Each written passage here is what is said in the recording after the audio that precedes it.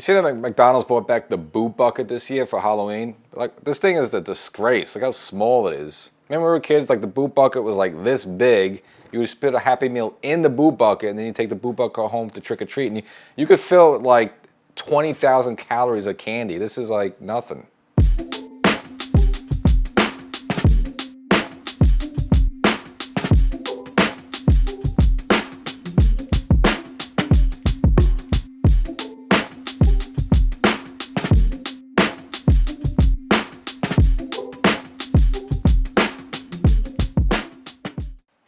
Welcome to Section 420, Talkin Yankees. Well, World Series aside, the Battle of the Blues, you want to say that, between the Dodgers and the Toronto Blue Jays.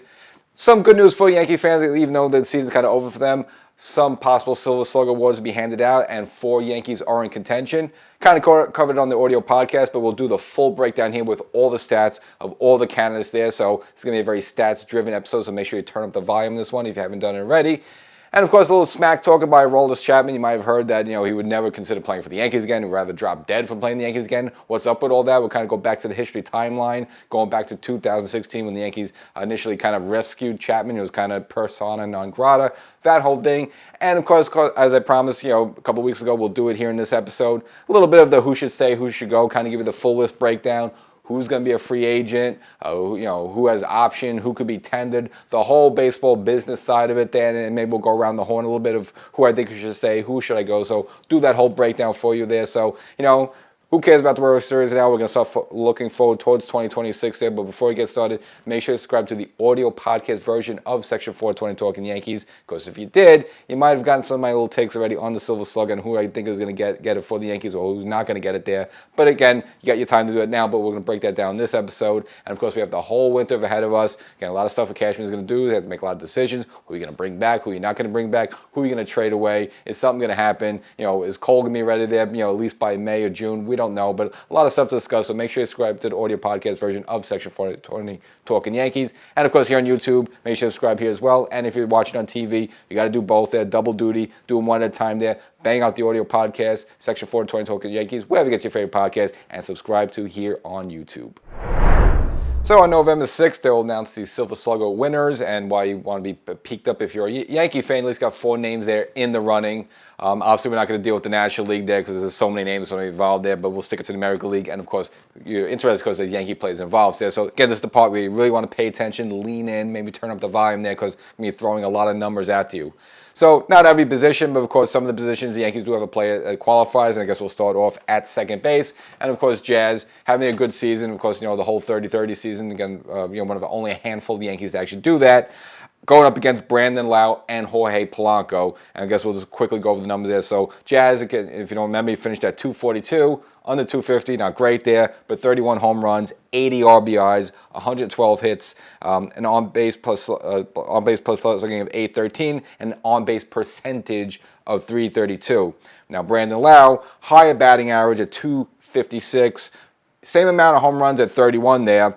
And 3 more RBIs at 83. So at least in those categories, looks like he's doing a little bit better there than Jazz. Rest of the way, also better than Jazz with 130 hits, an on-base OPS of 785, and an on-base percentage of 307 there. So Jazz has a higher on-base percentage there, but Brandon Lau and all those other categories I mentioned there seem like had the edge over the Jazz there. And then last but not least brings us to Jorge Polanco of the Seattle Mariners, who battled the Blue Jays there in the ALCS, but got eliminated. Hitting 265, high batting average than both of them.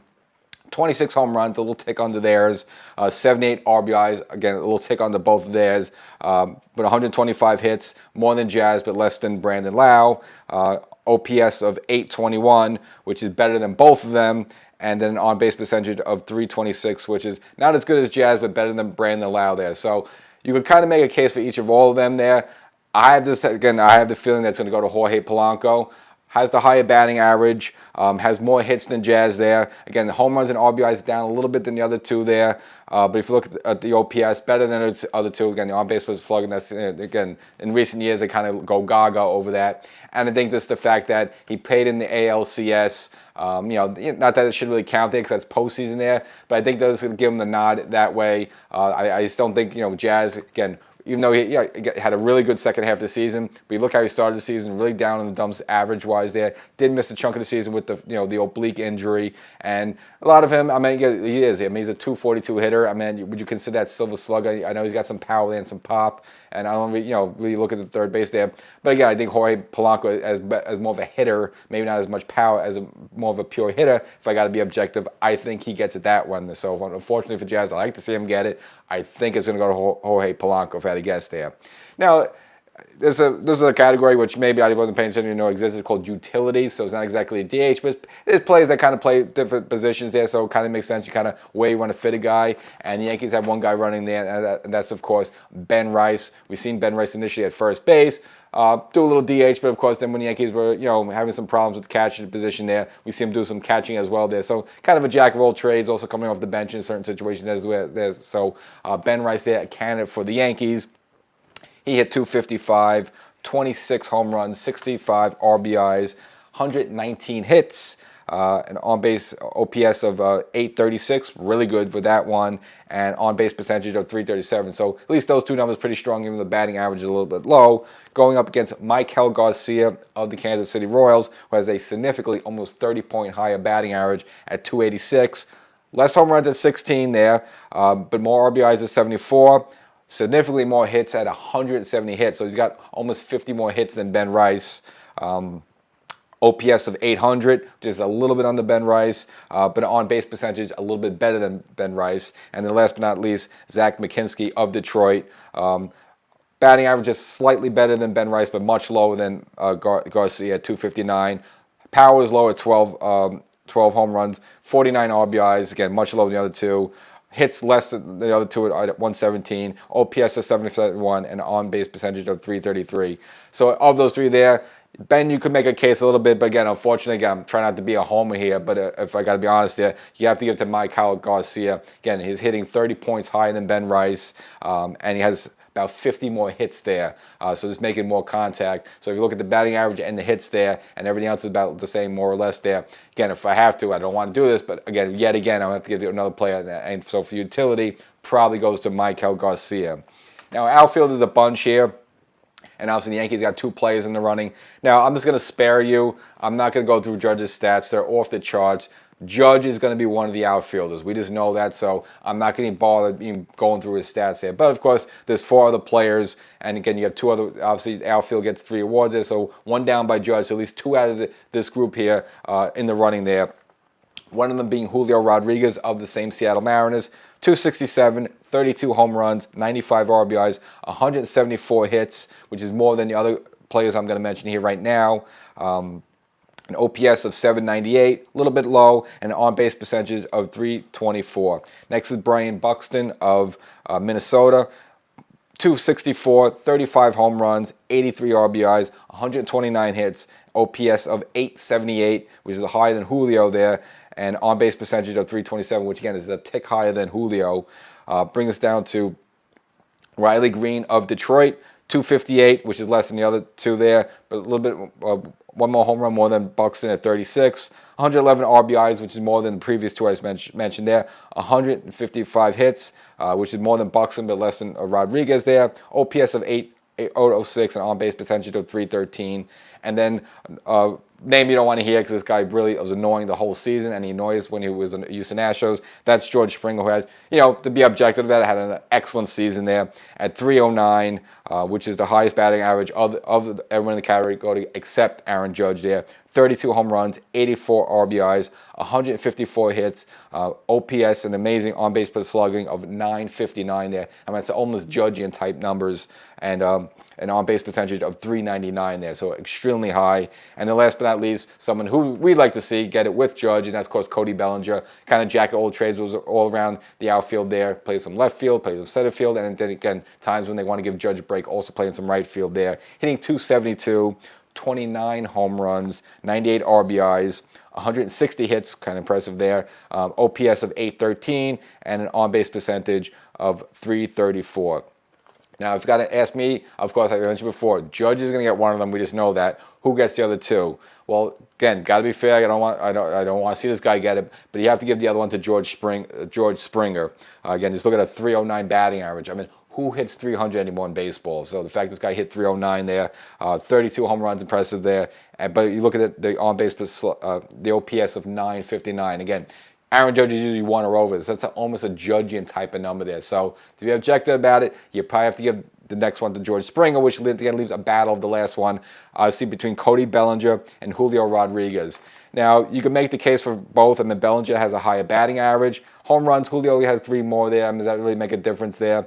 RBI is about the same. Bellinger got 98 versus Rodriguez 94. Again, more or less about the same there. But on there might hurt Bellinger. Julio Rodriguez got 14 more hits. But of course, Bellinger has a higher OPS and a higher on-base percentage there. So you could make a case for both.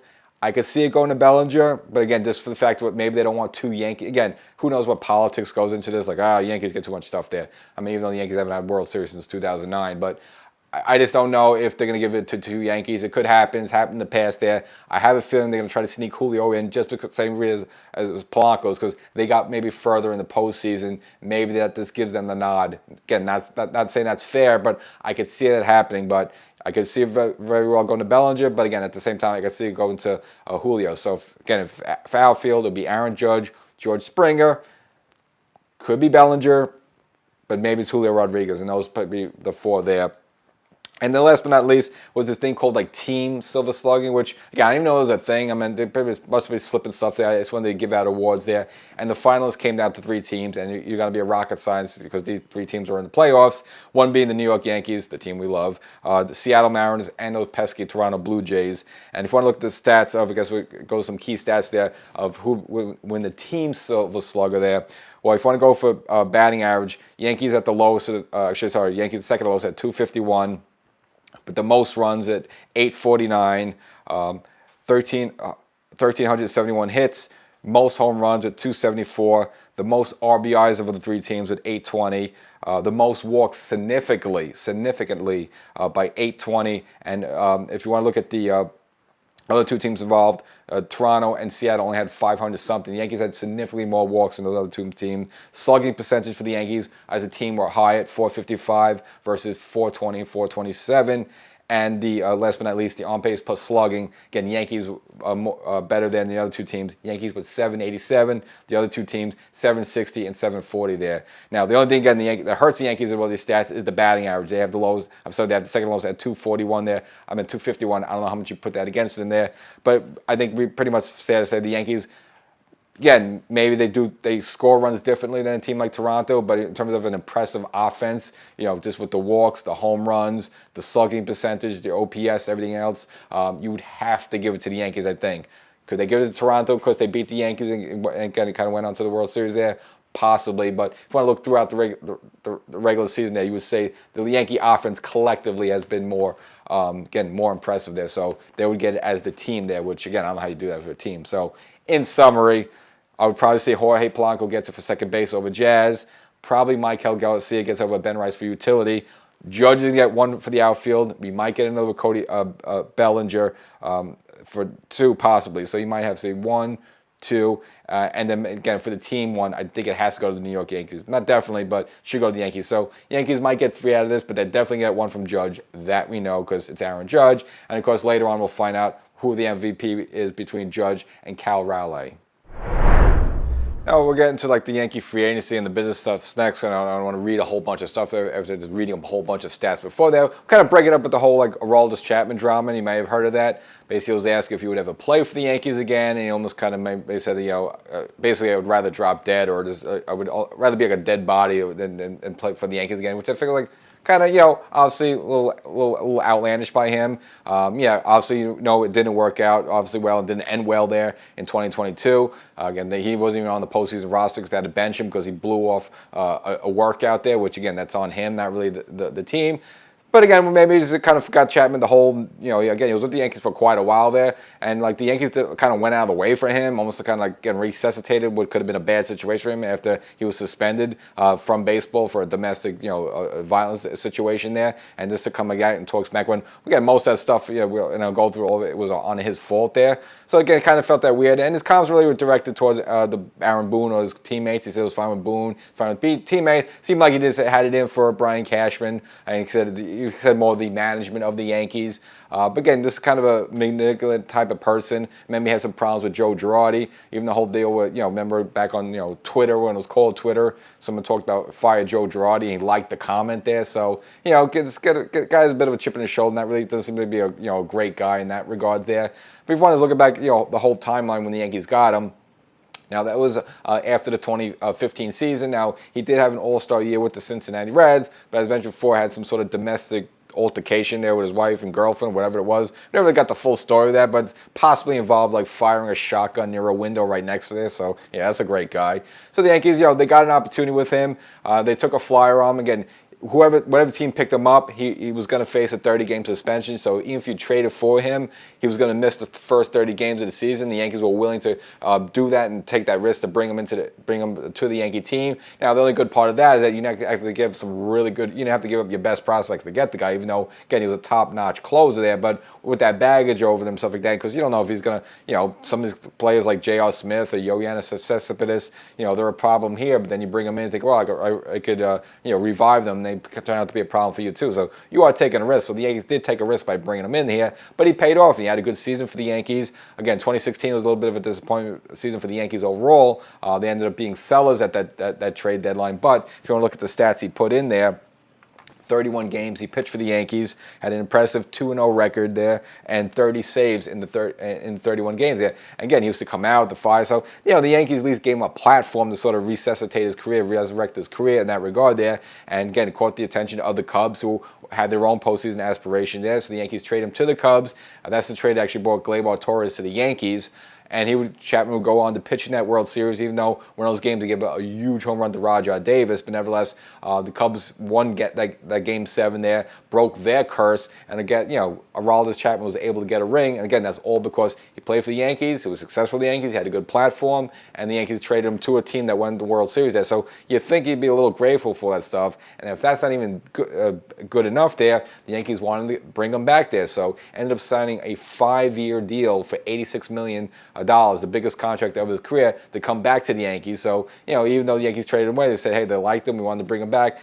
Brought him back, and again, he had the good postseason run with the Yankees in 2017. Unfortunately, the Yankees got bounced by Houston. And then, of course, had his ups and downs a little bit. I would say the only good positive thing you say about him, his contract, even though it was a 5-year deal, he could have opted out after the third year. He never really did that. Now, again, his like 2020 wasn't that great to really maybe merit that. So maybe figure, what? If I opt out, I might not make as much money as I did right here. And again, those stats were a little skewed a little bit because that was the shortened COVID 2020 season there. So maybe that's probably why. Nevertheless, he at least stayed with the Yankees for the duration of the 5-year contract. So I'll give that to him. But the 2022 season was an absolute train wreck for him. First of all, missed some time because he got some weird infection. Remember, he got the tattoo in the middle of the season there, and he had to miss a bunch of games because of some weird infection from the tattoo. It's like, you're in the middle of a baseball season. Like, can you wait till the winter to get this tattoo? You have to get it right now, right in the middle of the season there. So, of course, the Yankees are there. But again, overall, he had an absolutely lousy season. And he had his yips up and down in the previous years before that. But again, 2022 was the worst for him.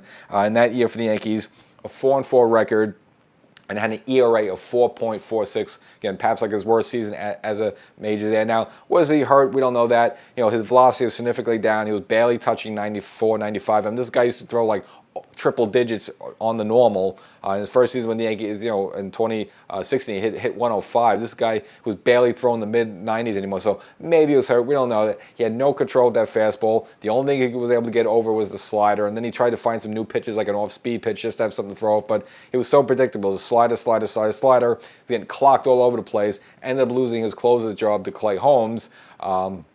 And then if you think maybe, at that point he was just going to want to be a good boy because he kind of ultimately, he lost his closer role. But no, comes to the postseason there, situation where he's supposed to be in New York for a workout before a postseason game, and said he's down there in Miami. We never heard that. And then the Yankees and I guess Brian Cashman and Boone decided to just keep him off the postseason roster because of that there. So here's a guy who, again, the Yankees brought him in, gave him an opportunity to sort of, rectify himself after the whole suspension situation, trade him to a good team in the Cubs there, gets his one of 2 World Series rings, which is crazy. This guy's got 2 World Series rings. I mean, what's the value of World Series ring if that's the case? But nevertheless, gives gives him a big $86 million contract there. And again, he was the one in 2019, even though we know Altuve was hitting the buzzer and stuff, gives up the game-winning home run to Altuve to end the Yankee season in 2019. And then in that divisional series against Tampa in 2020, gives up a huge hit, game-winning hit there for Tampa to go ahead, knock the Yankees out in 4 games. So again, Chapman was the guy who blew it for the Yankees or ended their season in 2019, and also the end of the Yankees season in 2020.